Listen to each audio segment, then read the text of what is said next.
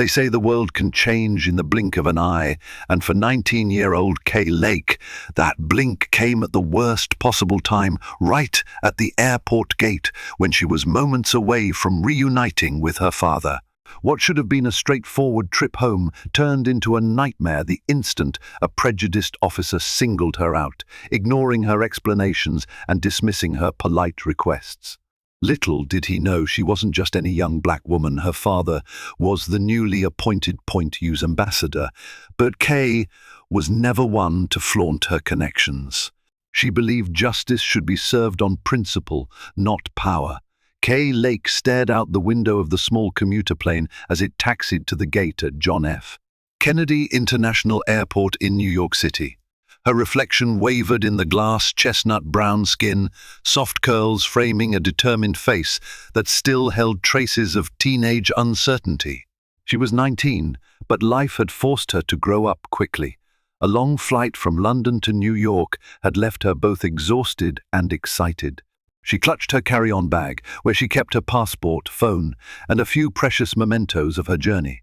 The last few months in London had been exhilarating, an opportunity to explore the city while her father served as the newly appointed U.S. ambassador to the United Kingdom. Though Kay was proud of his role, she never liked to mention it.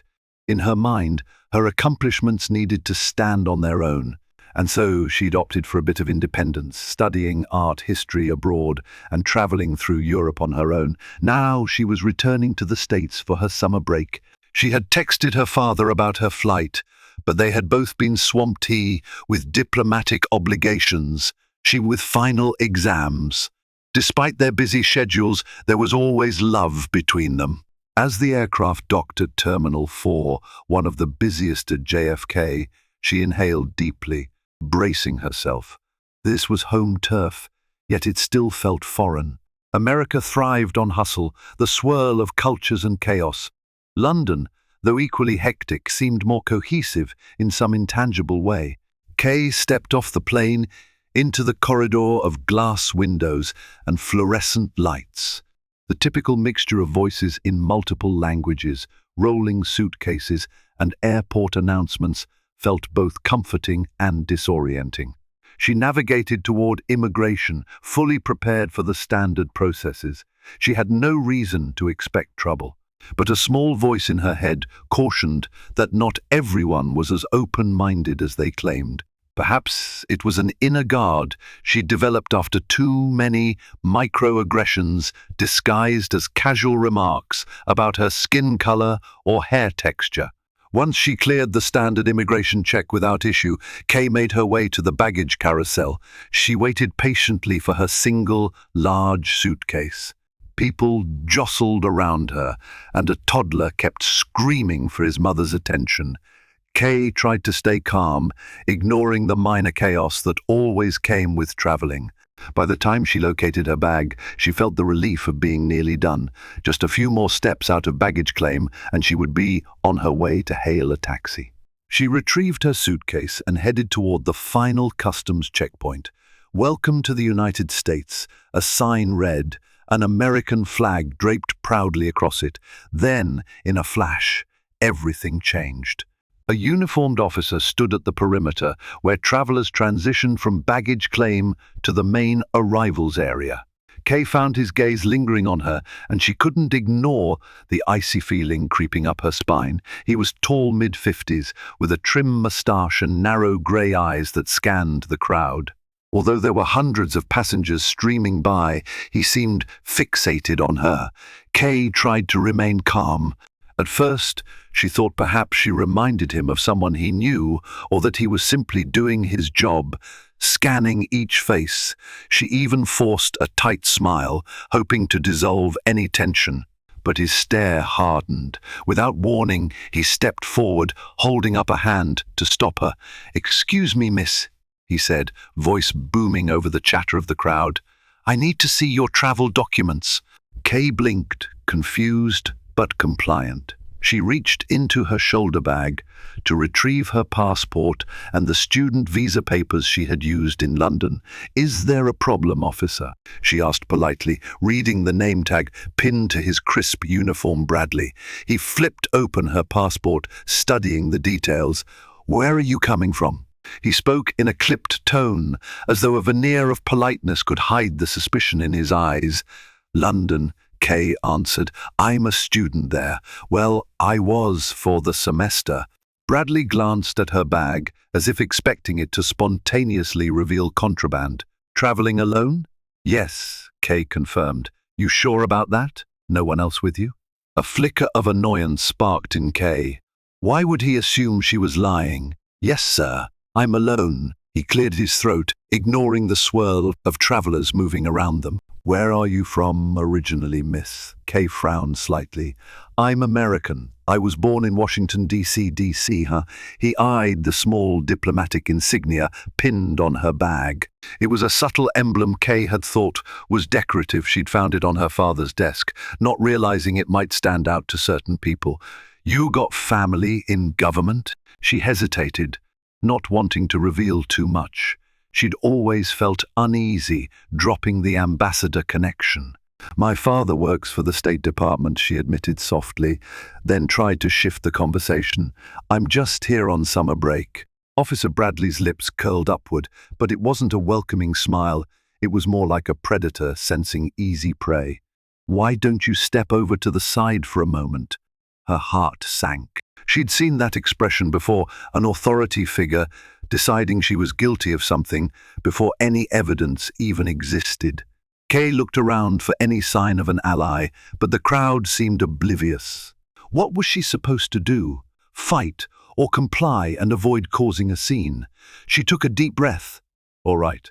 Following him, she noticed how he kept a hand near his belt, as if expecting her to pull out a weapon. The corridor he guided her toward was cordoned off by a metal barrier. Few travelers were asked to go there. Kay's chest tightened. She wasn't sure if this was standard procedure or the beginnings of a humiliating search. "Open your bag," Bradley ordered, snapping on rubber gloves. Kay unzipped her suitcase. Her clothes, a few books, and souvenirs from her trip tumbled into view. A Spanish-language guidebook from her brief stay in Madrid sat on top. Bradley picked through her belongings with a scowl, rifling through personal items as if they were evidence of wrongdoing. The disregard for her privacy stung. She tried to steady her shaking voice. "Officer, is there a specific reason you're searching me?" He raised an eyebrow. "Routine check," he answered curtly. "We've had some suspicious travelers lately." Kay felt the coded language. This was profiling, pure and simple, but she held her tongue, determined to keep her composure. After a thorough rummage, he stepped back. "You got an ID besides your passport? Proof of your claims? School ID?" "Yes," Kay said. She handed him her London University ID. "I was studying art history." "You can see the date stamp." Bradley looked at the card, flipping it as if searching for a flaw. Then, with a grunt, he returned it. "Wait here."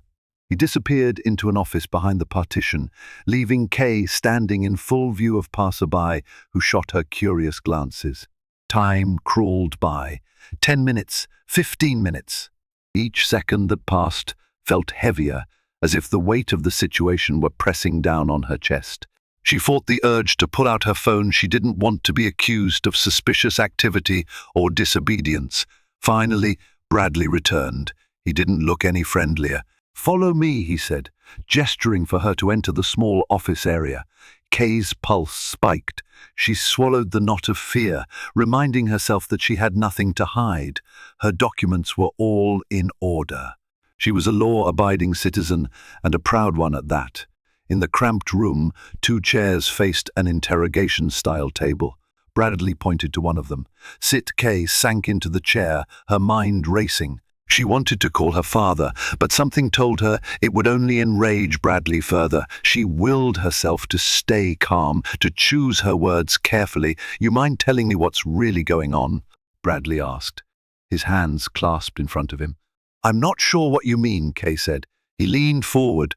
What's your business here in the States? You sure it's just a summer break? Yes, Kay insisted. I'm a US citizen. My father works for the State Department, but that has nothing to do with me traveling in or out of the country. I have every right. Bradley cut her off. Easy now. Don't get defensive. We have reasons to be cautious. You see the news, right? People from all over coming here with God knows what intentions. Kay exhaled, feeling her temper flare. I'm just a college student coming home for the summer. I'm not. Look, Bradley said, standing up. We'll see about that. He exited abruptly, leaving her alone once more. Kay's eyes flicked to the clock on the wall. She'd already been detained for nearly 40 minutes. Her phone was beginning to vibrate in her bag, probably her father checking if she'd landed safely. Her father, Kay, was torn. She always told him she could handle herself, but maybe it was time to call. Yet she also knew how proud she was. She didn't want special treatment simply because of who her dad was. She wanted fairness, period. But fairness wasn't something Officer Bradley seemed inclined to offer. Deep down, Kay realized this wasn't just about a random search. Meanwhile, in a stately office at the US Embassy in London, Ambassador Stephen Lake paced, checking his watch. Tall, with dignified salt and pepper hair and a commanding presence, Stephen never let the weight of his position overshadow his role as a father. Kay was due to arrive in New York nearly an hour ago, and he'd expected at least a text by now. He wasn't typically the anxious type, but Kay's independence sometimes left him worried. He tapped his phone. No new messages. Furrowing his brow, he decided to send another, "Hey, sweetie, just checking in. Let me know you landed safely." A knock on the door interrupted his thoughts. His assistant, Maria, poked her head in. "Sir, you have that conference call with the State Department in 5 minutes." "Yes, thank you, Maria." Stephen nodded. "Could you hold them off a bit? My daughter's flight should have landed, and I'd like to confirm she arrived." Maria smiled. "Of course, Ambassador." Once alone again, Stephen dialed Kay's number. It went straight to voicemail. He tried again. Same result. A flicker of worry crossed his features. Kay was rarely unreachable. He wondered if she might be stuck in a slow, moving line at customs. The memory of small comments Kay had made over the years about random suspicious stares, extra searches, or subtle harassment gnawed at him. As a black woman in a predominantly white environment, be it Europe or the United States, Kay had told him about these experiences, but she rarely let them define her. She was proud, intelligent, determined to stand on her own. Still, Stephen's paternal instincts kicked in. Perhaps it was nothing, just a phone battery dying or a glitch. But he decided that if he couldn't reach her in another 20 minutes, he'd start making calls. He had contacts at JFK. Maybe he'd call the head of airport security or someone at the Department of Homeland Security to do a discreet check. He didn't want to misuse his position, but Kay's safety mattered above all else. Back at JFK, Kay was now facing a new person in the office. Officer Bradley had been joined by another official, a younger woman with a crisp uniform identified by her badge as Officer Jenkins. She seemed more professional and less hostile, but Kay still felt cornered. "All we need is clarification," Jenkins said, motioning for Kay to remain seated. "Your passport's valid, yes, but we have to follow up on certain protocols." Bradley folded his arms, looming behind Jenkins, silent but visibly displeased. Kay took a moment to gather herself. "Officers," Kay began, voice trembling slightly, "I've done nothing wrong. I'm a student returning home. I have my British student visa, my American passport, and all my documentation is in order." Jenkins nodded. "That seems to be the case. However, your name flagged a system check." Kay's eyebrows shot up. "Flagged? For what?" "It might be a misunderstanding or a glitch," Jenkins allowed. "But your father is Stephen Lake, Correct. The US ambassador to the UK? Kay's heart sank. She hadn't wanted to mention that. Yes, but that has nothing to do with Bradley's laugh was derisive. So you're claiming that your father is an ambassador, some big shot, right? Kay's frustration flared. I'm not claiming, it's a fact. Look it up. Stephen Lake was appointed earlier this year. This is all public information. Jenkins shot Bradley a look, as if to signal he should keep his comments in check. We're verifying everything, Miss Lake. If that's true, it should be straightforward. Kay inhaled, her shoulders tense. She realized that the system flag could be for a variety of reasons. Sometimes family members of diplomats were subject to extra scrutiny, an odd bureaucratic quirk meant to track potential threats or, ironically, defection. She had read about it in passing but never experienced it so directly. Maybe it was just that, but something in Bradley's tone told her there was more to it. Bradley tapped his foot impatiently. If you're so high and mighty, how come you're traveling alone, carrying a bag full of tourist junk? Doesn't look very ambassadorial. Kay gritted her teeth. I'm not an ambassador, I'm a student. I like to travel independently. Bradley let out a harsh chuckle. Independent, huh? Jenkins intervened. All right, calm down, Miss Lake. We just need to confirm with the State Department that you are who you say you are. Unfortunately, it's taking some time to get a direct line. Kay almost sighed in relief. Fine. I'll wait for them to confirm. I just want to get out of here. Behind Jenkins's carefully neutral expression, Kay sensed a flicker of sympathy. The woman seemed to understand Kay's predicament, but was bound by protocol and overshadowed by Bradley's presence. Let me go see if we have any updates, Jenkins said, stepping out of the office. Bradley moved closer, and Kay tried not to shrink back. You know, if you people would just cooperate from the start, he said in a low tone, these things go a lot smoother. Kay felt her temper spike. You people, I've cooperated fully. You searched my bag, my documents. You've had me waiting here for nearly an hour. He smirked. Maybe next time you'll think twice before. Before what? Kay asked, voice shaking.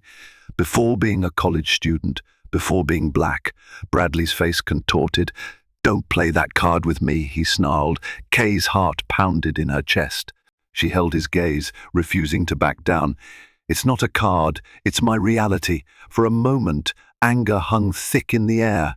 Kay was certain that if Jenkins hadn't re-entered the room just then, Bradley might have escalated further. Instead, he took a step back, regaining his composure in front of his colleague. Miss Lake, Jenkins began, a bit breathless, we've reached someone at the State Department. They're verifying your father's details. We should have confirmation shortly. Kay exhaled a breath she hadn't realized she'd been holding. Thank you. We appreciate your patience, Jenkins said, glancing pointedly at Bradley as if urging him to remain professional. Once we have confirmation, you'll be free to go. Kay nodded, though a swirl of emotions churned inside her. Relief that this nightmare might soon end, mixed with anger at how she'd been treated, all underlined by a persistent knot of fear that it wasn't over yet. Experience had taught her that even when you follow the rules, the situation can turn on a dime if someone with authority decides to twist the narrative. With one last penetrating glare at Kay, Bradley folded his arms and leaned against the wall, his scowl unwavering. It was as if he couldn't bear the possibility that he might have been in the wrong. Kay wished more than anything that it was all a bad dream, but she was wide awake, and the only way out was through. Back in London, Ambassador Lake concluded his conference call, a strained line between his brows. No message from Kay, no call. Something was off. By now, she would have at least texted to say she had arrived safely. He decided to exercise caution, but the father in him outweighed the diplomat. He picked up the phone and dialed an old friend, Mark Ellis, who currently managed a key security department at JFK. "Mark," Stephen said, trying to keep his voice calm, "it's Stephen Lake. Sorry to bother you, but my daughter flew into JFK about an hour or so ago and I haven't heard from her. Could you possibly check if there's been any hold-up?" There was a momentary silence. Mark responded, "Of course, Stephen. The first make some discreet inquiries and get back to you as soon as I can." Stephen thanked him and hung up. He paced the length of his office, the polished wood floors creaking under his measured steps. This was exactly the kind of scenario Kay hated her father, using his connections to solve a problem she felt she should handle on her own. But Stephen also knew the world could be less than fair, especially toward young women of color, and Kay's safety mattered more than any principle of self-reliance. 15 minutes later, Mark called back. Stephen answered on the first ring. "Stephen, I'm hearing that Kay might be in a secondary screening area," Mark said, carefully diplomatic. "I'm not certain why. Possibly just a random security check. Let me see if I can expedite her release." Stephen clenched the phone. "Thank you, Mark. Please do. She's an American citizen. She shouldn't be detained unnecessarily. I'll do what I can. I'll call you back." As the call ended, Stephen felt a surge of relief, tinged with anger. Kay was indeed being held, for reasons unknown. He trusted Mark to unravel the situation, but if Kay was suffering any harassment, there would be consequences. In the back of his mind, Stephen recalled Kay's words, "I don't want to always rely on you, Dad. I want to stand on my own 2 feet." But fatherly instincts and official responsibilities collided in his heart. Kay was not alone. She had him, and he would move heaven and earth to protect her. In the cramped office at JFK, Kay still waited. Officer Jenkins had stepped out again to check on the State Department verification. Bradley remained, staring her down from across the room. The air felt stifling, as if every breath Kay took had to be fought for. Her phone, confiscated earlier, rested on the table next to Bradley. He occasionally glanced at it, as though he expected it to ring at any moment. Kay ached to see if her father had called or texted. She tried to keep her posture straight, hands resting on her lap, to still their trembling. Bradley's eyes flicked to her carry-on bag. "Mind if I check in there again?" he asked, though it was more a statement than a request. Kay felt her patience wearing thin. "You already did." Bradley shrugged. "Regulations." She forced a thin, polite smile, not wanting to give him an excuse to escalate. He rummaged through the contents. Kay's wallet, a small makeup pouch, a notebook filled with sketches from various art galleries she'd visited, and a few letters from her British classmates. As he pulled out the letters, Kay felt a surge of indignation. Those were personal, filled with jokes and memories. She had nothing to hide, but the invasion of privacy burned. He leafed through them, squinting as though the letters might hold subversive messages. Finding nothing, he tossed them aside. Kay bit her tongue, forcing herself not to snap. She could practically feel the racism thrumming in the room, an unspoken assumption that she was an imposter, a criminal, or something worse. The same prejudice that had followed her in subtle ways through her life, now wearing the intimidating garb of a man with a badge and a gun. At last, Jenkins returned, holding a piece of paper. "Miss Lake, the State Department confirms that your father is indeed Ambassador Stephen Lake. We have an official letter verifying your relationship and travel details." Kay exhaled, though she sensed a but coming. Jenkins scanned the paper. "However, the system glitch that flagged your name hasn't been fully resolved. To expedite this, we've requested a phone call with a superior. It shouldn't take long now." Kay nodded, though her shoulders remained tense. "Thank you." Bradley frowned, as if disappointed that Kay might actually be legitimate. His gaze shifted to Jenkins. "You really believe all that? Something's not adding up." Jenkins pressed her lips together. "The official State Department channels are quite clear. Unless there's hard evidence of wrongdoing," Bradley pounced on her words. Look at her. She claims she's just a student, but she's got some diplomatic emblem on her bag, probably stolen. Her father's an ambassador, and yet she's traveling alone. Don't you think that's odd, Jenkins? The younger officer hesitated, caught between rank and reason. I think it's not our place to speculate if the documentation checks out. Kay, exhausted by the ordeal, spoke up quietly. Why do you hate me so much, Officer Bradley?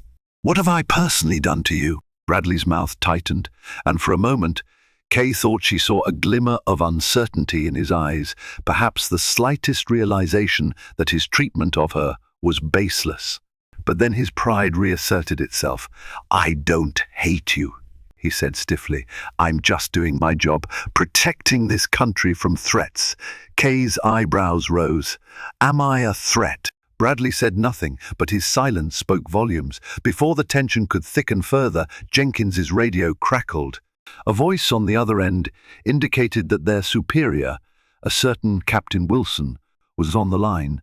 Jenkins grabbed the handset, nodded to Kay. We'll get this settled now. As Jenkins left to take the call, Kay felt a small wave of hope. This could be over soon, and she could walk out of the airport as a free citizen like she had every right to. Then, a chilling thought. What if Bradley used some fabricated reason to keep her here, out of spite? Almost on cue, Bradley stepped toward the door, then paused. Don't try to leave, he warned her. I'll be right back. Kay watched him exit, her eyes burning with fatigue and the sting of tears she refused to let fall. She felt an odd mixture of anger, heartbreak, and resilience. If she caved now, if she cried or begged for mercy, she'd be letting him define her. She refused. She was Kay Lake strong, smart, resourceful. Her father raised her to stand tall, to articulate her truth. Minutes crawled by. Finally, the door opened, and Jenkins returned, followed by Bradley. Jenkins looked marginally relieved. Miss Lake, we've been instructed by Captain Wilson to release you immediately. Your documents are in order. We apologize for the delay, Kay sighed. So, can I leave now? Jenkins offered a tight smile. Yes. She handed Kay her phone. You're free to go. Once again, apologies for the inconvenience. Kay accepted her phone and started collecting her belongings. She stood, nearly collapsing with emotional exhaustion. Before she moved to the door, she glanced at Bradley. He was silent, arms folded tight across his chest, his expression hovering between anger and resentment. She felt a fleeting urge to say something scathing, but decided he wasn't worth it. She quietly walked past him. In the hallway, Kay's phone buzzed in her hand. It was a text from her father. Where are you? Are you okay? She typed a quick reply, her heart pounding as she emerged into the main arrivals area. A swirl of relief mingled with the humiliation of the past hour. The bright lights and bustling travelers felt surreal after the claustrophobia of the interrogation room. She had made it through, but she had no idea that her ordeal was not entirely over.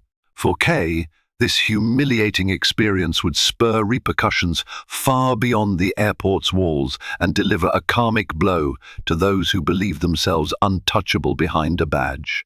Kay sank onto a bench near an airport cafe, needing a moment to steady herself. She reread her father's texts. She fired off a quick explanation. Detained by an officer. Just got out. I'm at Terminal 4 arrivals. I'm okay. Her phone immediately rang. She answered, hearing her father's familiar, calming baritone. Kay, thank God. Are you hurt? No, she said, her voice wavering. But it was horrible, Dad. They searched my things. They treated me like a criminal. She heard the anger simmer in her father's tone. I'm so sorry. I've already spoken to Mark Ellis at JFK. He told me you were in secondary screening. I'm waiting for a formal explanation. I'm also coming to the US next week, and rest assured I'll be addressing this. Kay sniffed, blinking back tears. I just want to leave this place. Go home, he said gently. Take a taxi or ride share. We can talk once you settle in. And Kay, if you want to file a complaint, we'll make sure it's heard. You deserve justice, not just release. She nodded. Okay, Dad, I love you. Thanks. As she ended the call, Kay noticed she still felt shaky. She got up, heading for the exit. The warm summer air outside was a shock to her system after the sterile chill of the airport. She dragged her suitcase toward the taxi stand, the wheels bumping on uneven pavement. She tried to focus on the small victory of her release, but Officer Bradley's menacing face hovered in her mind. She looked over her shoulder. She could have sworn she glimpsed him in the distance, standing near a pillar. Her pulse quickened. Was he following her? She shook her head, telling herself she was just paranoid. She had no reason to linger. She flagged a taxi, threw her suitcase in the trunk, and slid into the back seat. Manhattan, she told the driver, giving him her address. As the cab pulled away, Kay couldn't shake the sensation that the threads of this incident would follow her. She wasn't wrong. In the coming days, her life would be upended yet again because a racist cop who felt humiliated and outraged was not content to let things lie. 2 days later, Kay had just begun to recover. She was staying in her father's penthouse in Manhattan temporarily. He would be in New York in a few days, in part to handle an important diplomatic function at the United Nations, and partly to ensure Kay was truly all right. She kept busy reading for her summer coursework, trying to put the ordeal behind her. Then her phone buzzed, a message from an unknown number. "We're not done yet." Her stomach lurched. She stared at the text, her mind racing. The rational part of her said it could be a spam message, or maybe someone from high school messing around, but her intuition told her otherwise. A moment later, a second text arrived. "You might be Ambassador's daughter, but that won't protect you forever." A chill ran down her spine. Officer Bradley? Could he have tracked down her personal number? The possibility both infuriated and terrified her. Her father's security measures were typically solid, but Kay realized she'd given her number to so many people while traveling someone unscrupulous could have passed it along. That evening, Kay confided in her father via a long-distance call. She confessed her suspicions about the threatening messages. She could almost hear him pacing on the other side of the line, voice taut with anger. "Kay, I'll be on a plane tomorrow. Don't leave the apartment unless necessary, all right? I'll contact Mark Ellis again and get some protective measures in place." Reluctantly, Kay agreed. She spent a tense night, half expecting someone to burst through the door. Memories of the airport interrogation looped in her mind, fueling her anxiety. Why would that man risk sending her threats? Did he truly think he could intimidate her into silence? But Kay was not one to be easily bullied. The next morning she pulled out her laptop and began drafting a detailed account of everything that had happened at JFK. If she had to file a formal complaint or even speak to the media, she would. This was bigger than her personal trauma. It was about shedding light on abuses of power and the targeting of black travelers. She titled the document, "Statement of Events at JFK on June 15th. As she wrote, her anger turned to resolve. She would not be a victim. Ambassador Stephen Lake arrived at JFK the following afternoon, stepping off a diplomatic flight with urgent purpose. His phone buzzed with updates from Mark Ellis, who had arranged a meeting in a private lounge within the airport's administrative sector. Stephen's usual calm diplomacy was underscored by protective rage.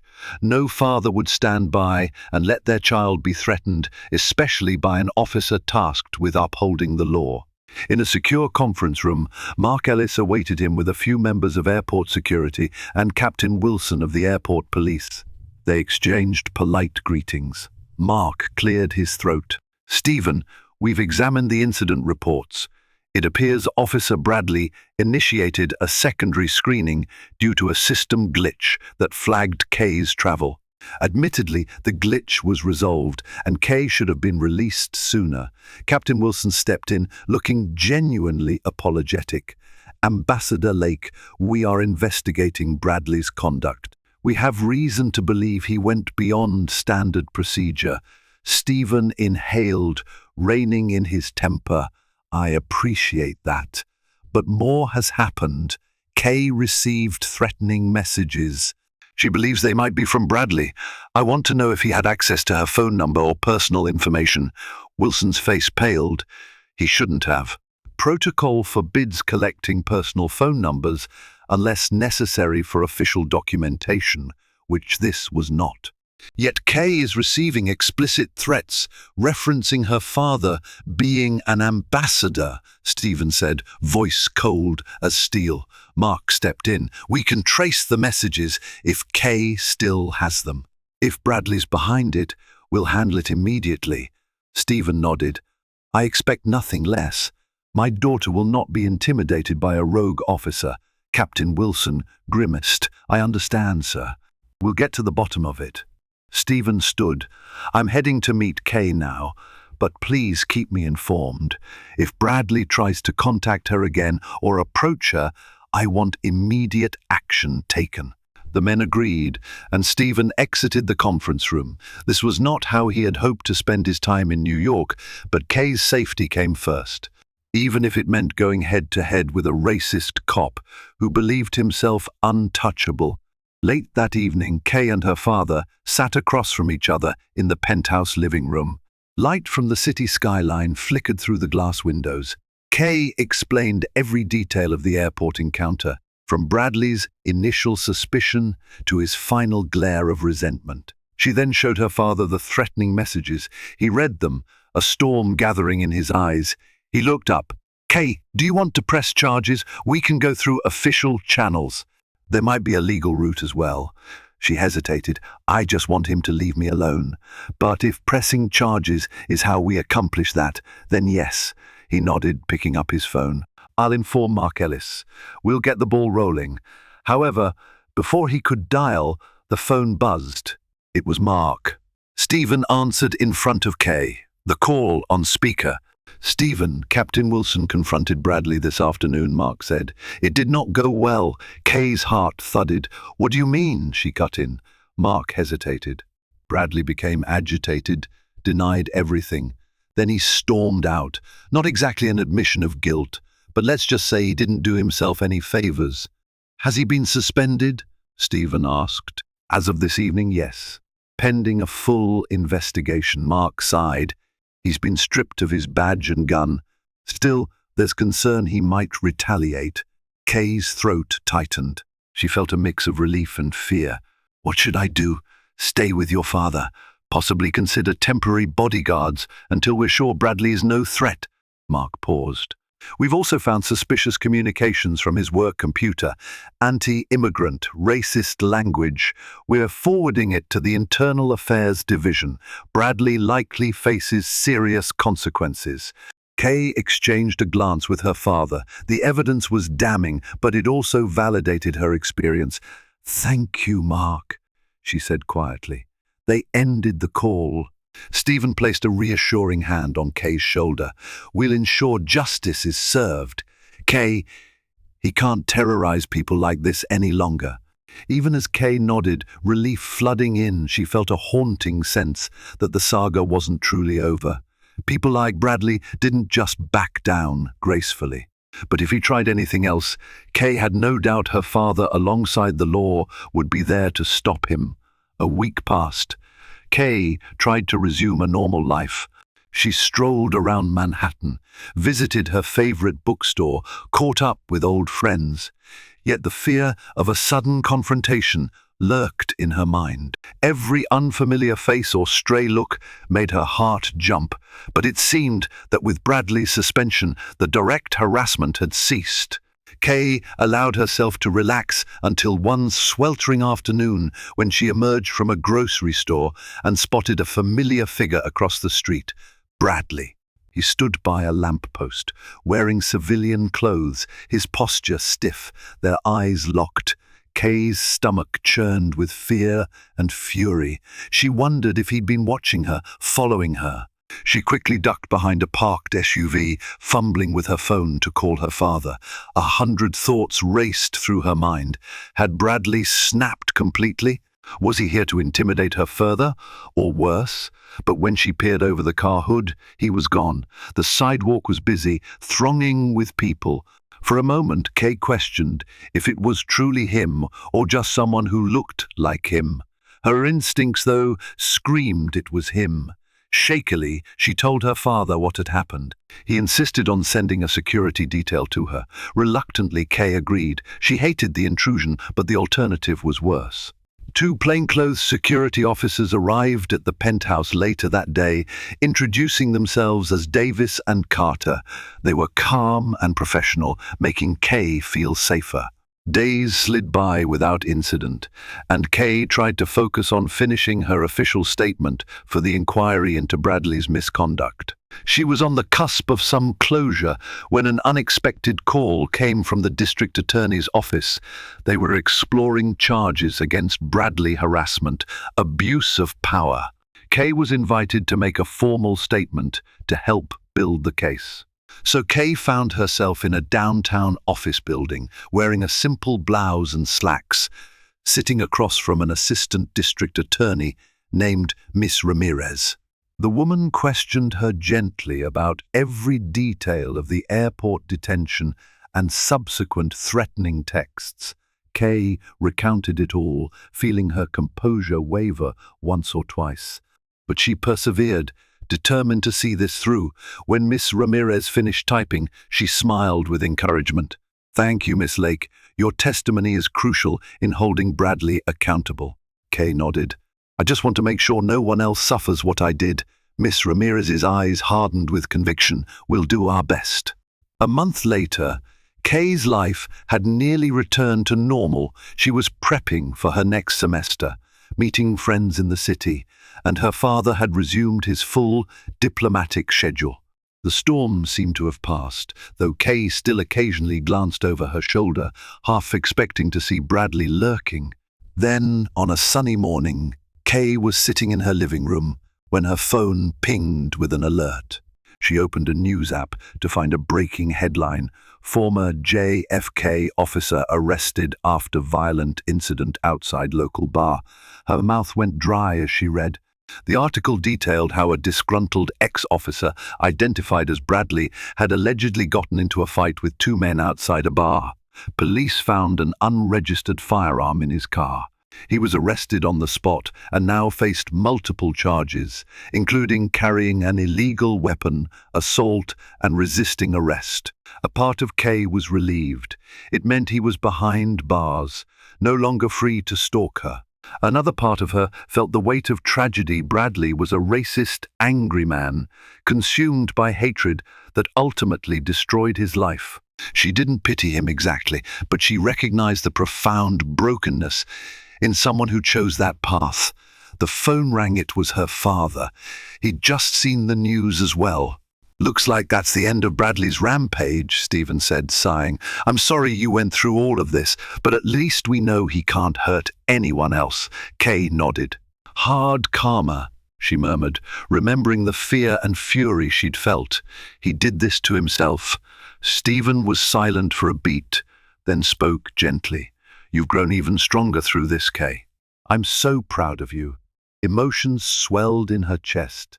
The relief that it was truly over, the sadness that such hatred existed in the first place, and the gratitude that her father stood by her side. "Thanks, Dad." In the weeks that followed, Kay continued to cooperate with the DA's office. They assured her that additional charges for harassment and misconduct might be added to Bradley's docket, pending the outcome of her complaint. Kay found a measure of closure, knowing that the law was catching up with him. Indeed, the cycle of karma had turned. He had lost his career, his reputation, and now faced a prison sentence. Summer heat gradually gave way to the cooler breezes of early autumn. Kay prepared to return to university, this time transferring to a college in New York so she could be closer to family. She and her father had discussed the possibility of her resuming studies abroad, but after what she'd been through, she felt she needed time to heal without the extra layer of international travel. One afternoon, Kay, Stephen, and Maria, his assistant, sat in a cafe not far from the United Nations building. Over iced teas and sandwiches, they reflected on the past few months. To think, Maria mused, all of this started because Kay was singled out by a hateful officer. Stephen nodded solemnly. It's a stark reminder that racial profiling is very real, even for the family of diplomats. We have a lot of work to do as a country. Kay sipped her iced tea. I used to think showing my ID was enough, that if I followed the law, everything would be fine. But the law is only as good as the people enforcing it. Maria reached for Kay's hand, giving it a squeeze. And how do you feel now? Kay paused. Tired, but also determined. People like Bradley can't be allowed to scare others into silence. We have to use our voices, our rights, to stand up. Stephen smiled at his daughter, pride evident in his eyes. There's the K I raised, always fighting for what's right. I believe this experience, however painful, has forged a greater sense of purpose in you. She returned the smile. I think it has. She recalled the panic, the shame, the rage in that small interrogation room at JFK. She remembered how, at times, she had been tempted to name-drop her father's position just to end the ordeal, but she'd refrained until pressed, wanting her freedom simply as a rightful citizen. In the end, ironically, it was the system itself, once properly engaged, that proved Bradley's wrongdoing. Perhaps that was a small testament to the fact that justice could prevail, even if it arrived late. In the final days before Kay headed off to her new college, she heard from the DA's office one last time. Bradley had pled guilty to multiple charges, including illegal possession of a firearm and a separate count of official misconduct. He faced a prison term. Kay felt relief, a sense of finality. This chapter, for now, was closed. Yet, Kay knew that the fight against prejudice and abuses of power continued in countless other lives. She silently vowed to remain vigilant. If she could stand up and protect others from a similar fate, she would. Her father, the US ambassador, had offered all his diplomatic might to defend her. But Kay believed in a world where every traveler, regardless of skin color or background, would be treated with dignity and respect. That was her dream, and she would keep striving for it, one day at a time. Thank you for watching this dramatic story of one young woman's fight against bigotry and injustice. Kay Lake's journey reminds us that no position of power, or lack thereof, should ever determine how we're treated at the borders, on the streets, or in any public place.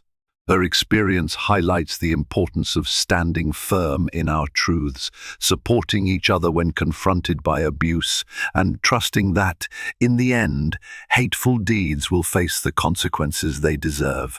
If you found Kay's story inspiring or eye-opening, please like this video and share it with your friends so more people can learn from her experience. And don't forget to subscribe to this channel for more captivating stories that challenge injustice and champion hope. By joining us, you become part of a community dedicated to truth, equality, and courageous storytelling.